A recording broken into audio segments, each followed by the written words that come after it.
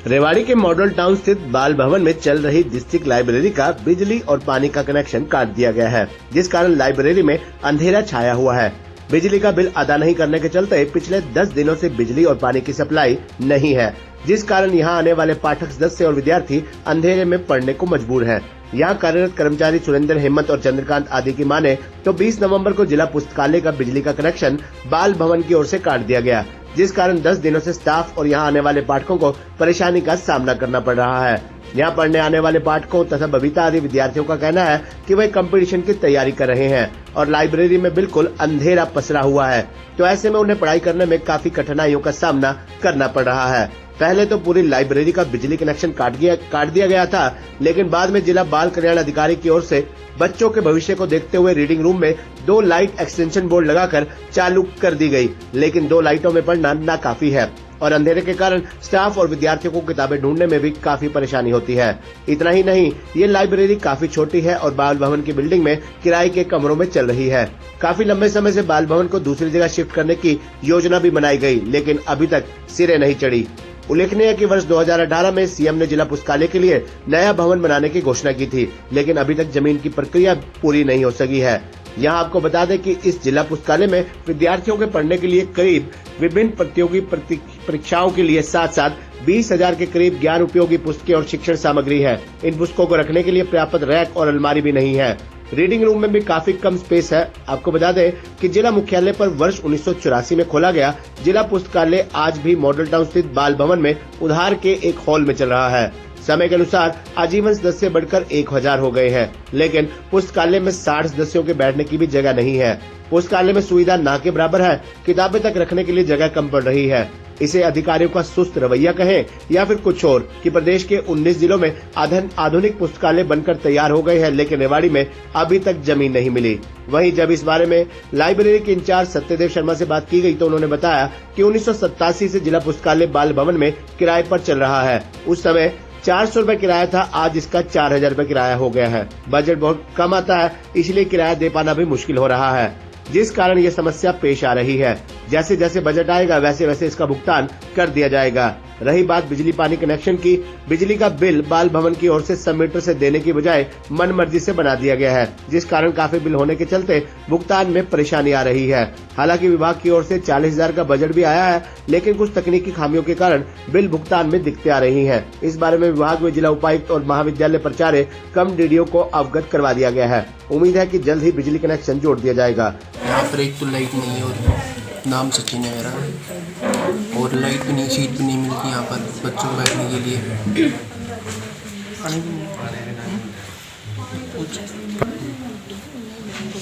तो ये 2 वीक से पहले सीट नहीं थी यहाँ पर बैठने के लिए।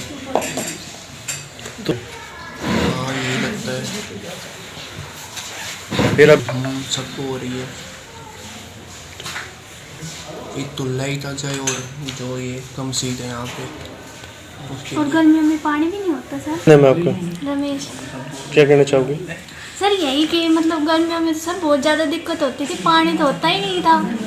दोपहर के बाद तो बच्चे कहीं यहाँ वहाँ जा कर पीते थे, कई बार लाइब्रेरी में और कई बार यहाँ पे सर ऐसे बोलते थे बोतल लिया हो घर से।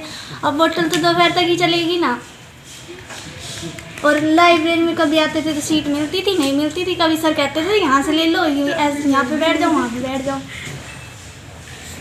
तो लाइट की तो सर मुझे तो इतना पता नहीं है, लेकिन लाइट नहीं आती है, मतलब रहती नहीं है। सर ऐसे बोलते हैं कि लाइट नहीं आ रही, मतलब तार कट गया, पता नहीं जो भी प्रॉब्लम है, लेकिन लाइट होती नहीं।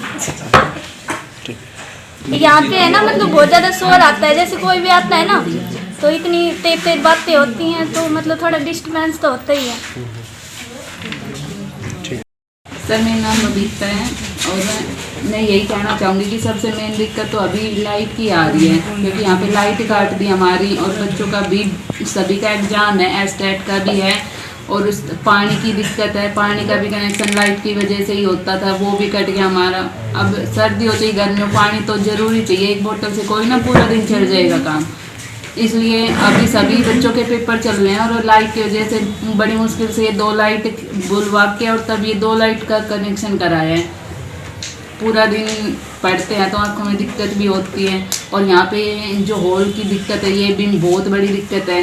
यहाँ पे बहुत सारे बच्चे ऐसे आते हैं कि सीट नहीं मिलती तो वापस चले जाते हैं। उसके बाद हमें हॉल की ज़रूरत है क्योंकि यहाँ पे बहुत सारे बच्चों का एडमिशन हो रहा है। यहाँ पे कम से कम 20-25 या 30 ही लोग बैठ पाते हैं। और यहाँ पे फंक्शन वगैरह जो होता है उसकी भी दिक्कत है, बहुत सारा डिस्टर्बेंस होता है। यहाँ से ये जो बालकनी है इसमें से आते जाते हैं, उसकी वजह से आवाज़ की वजह से डिस्टर्बेंस होता है। ये हमें जल्दी से हमारी बिल्डिंग मिल जाए सर, हमें तो बहुत ज़रूरत है क्योंकि पढ़ने के लिए एकांत चाहिए और यहाँ पे डिस्टर्ब होता है बहुत सारा।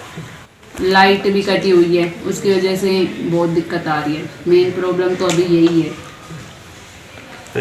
सर। सभी के पास पैसे नहीं होते, बहुत सारे बच्चे ऐसे होते हैं जिनकी कंडीशन इतनी नहीं होती कि वो हर महीने 500 या 700 रुपये देकर डिजिटल में जाएं। इस वजह से डिस्ट्रिक्ट लाइब्रेरी इसलिए ही यूज़ करते हैं बच्चे के।